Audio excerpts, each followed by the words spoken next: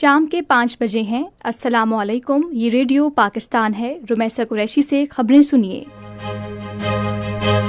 اہم خبروں کا خلاصہ۔ قوم آج ملک بھر میں عید الفطر مذہبی جوش و جذبے اور ثقافتی روایات کے ساتھ منا رہی ہے۔ وزیر اعظم نے ملیشیا کے اپنے ہم منصب سے ٹیلی فون پر گفتگو کرتے ہوئے دو طرفہ تعلقات کی مثبت سمت پر اطمینان کا اظہار کیا۔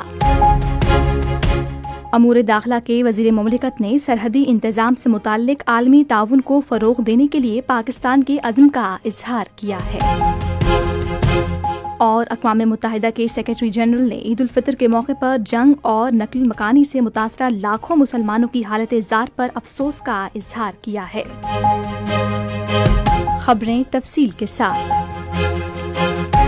آج ملک بھر میں عید الفطر مذہبی جوش و جذبے اور ثقافتی روایات کے ساتھ منائی جا رہی ہے۔ دن کا آغاز مساجد اور عیدگاہوں میں عید کے خصوصی اجتماعات سے ہوا، جہاں فرزند اسلام نے ملک کی ترقی اور سلامتی کے لیے خدائے بزرگ و برتر کی رحمت کی دعا کی۔ عید کے خطبات میں ملک کی ترقی و خوشحالی، فلسطین اور بھارت کے غیر قانونی زیر قبضہ جموں کشمیر سمیت مقبوضہ مسلم علاقوں کی آزادی کے لیے خصوصی دعائیں کی گئیں۔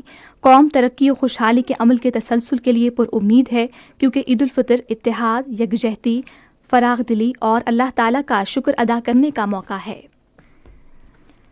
صدر آصف علی زرداری نے عید الفطر کی نماز نواب شاہ میں ادا کی۔ اس موقع پر صدر نے ملک کی سلامتی، ترقی اور خوشحالی کے لیے دعا کی۔ پاکستان پیپلز پارٹی کے کارکنان سمیت عوام کی بڑی تعداد اور سیاسی اور سماجی شخصیات نے صدر مملکت کے ساتھ عید الفطر کی نماز ادا کی۔ بعد میں صدر لوگوں سے ملے اور انہیں عید کی مبارکباد دی۔ وزیر اعظم محمد شہباز شریف نے ماڈل ٹاؤن لاہور میں عید کی نماز ادا کی اور ملک کے امن اور ترقی کے لیے دعا کی۔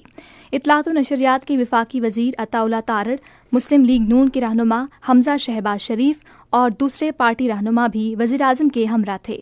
وزیر اعظم نے ملک میں امن اور خوشحالی، امت مسلمہ کے اتحاد و یکجہتی اور قابض فورسز سے بھارت کے غیر قانونی زیر قبضہ جموں کشمیر اور فلسطین کے مسلمانوں کی آزادی کی دعا کی۔ بعد میں انہوں نے لوگوں سے مصافحہ کیا اور انہیں عید کی مبارکباد دی۔ وزیر اعظم محمد شہباز شریف نے آج بنگلہ دیش کی حکومت کے چیف ایڈوائزر پروفیسر ڈاکٹر محمد یونس سے ٹیلی فون پر گفتگو کی اور انہیں عید الفطر کے پرمسرت موقع پر دلی مبارکباد دی اور نیک خواہشات کا اظہار کیا۔ وزیر اعظم نے دونوں ممالک کے درمیان دو طرفہ تعلقات، بالخصوص تجارت اور سفری سہولیات کے شعبے میں مثبت پیش رفت پر اطمینان کا اظہار کیا۔ دونوں رہنماؤں نے پاکستان اور بنگلہ دیش کے درمیان دو طرفہ تعلقات مزید مستحکم کرنے کی مشترکہ خواہش کا اعادہ کیا۔ انہوں نے ہر سطح پر دو طرفہ تعلقات کو نئی جہت دینے کے لیے ادارہ جاتی طریقہ کار بحال کرنے کی ضرورت پر زور دیا۔ شہباز شریف نے نامور گلوکارہ رونا لیلا سمیت نئے اور پرانے فنکاروں پر مشتمل بنگلہ دیشی طائفے کو دورہ پاکستان کی دعوت دی۔ وزیر اعظم نے بنگلہ دیش کے چیف ایڈوائزر کو جلد دورہ پاکستان کی دعوت کا اعادہ کیا۔ وزیر اعظم محمد شہباز شریف نے عید الفطر کے موقع پر ٹیلی فون پر ملیشیا کے ہم منصب داتو سری انور ابراہیم اور ملیشیا کے برادر عوام کو دلی مبارکباد دی اور نیک خواہشات کا اظہار کیا۔ وزیر اعظم نے آج ملیشیا کی ہم منصب کے ساتھ ٹیلی فون پر گفتگو کے دوران دو طرفہ تعلقات کی مثبت سمت پر اطمینان کا اظہار کیا اور پاکستان کی اس خواہش کا اعادہ کیا کہ ملیشیا کے ساتھ دو طرفہ تعاون مزید مستحکم کیا جائے گا۔ وزیر اعظم انور ابراہیم نے رواں سال مئی میں وزیر اعظم شہباز شریف کو کوالالمپور کے آئندہ دورے کو ملیشیا کی طرف سے دی گئی خصوصی اہمیت کو اجاگر کیا۔ انہوں نے کہا کہ اس دورے کی کامیابی کے لیے تیاریاں جاری ہیں۔ وزیر اعظم نے اپنے ملیشیا کے ہم منصب کا شکریہ ادا کیا اور کہا کہ وہ اپنے دورے کے منتظر ہیں اور امید ظاہر کی کہ اس سے دونوں ملکوں کو فائدہ ہوگا۔ امور داخلہ کے وزیر مملکت طلال چودھری، جو بارڈر سیکیورٹی سمٹ میں پاکستان کی نمائندگی کے لیے لندن میں ہیں، آج برطانوی وزیر داخلہ ویٹ کوپر، دیگر وزرائے خارجہ اور مختلف ممالک کے وفود سے ملاقاتیں کریں گے۔ ملاقات میں مؤثر سرحدی انتظام، غیر قانونی ترک وطن کی روک تھام اور دو طرفہ تعلقات پر تفصیلی بات چیت ہوگی۔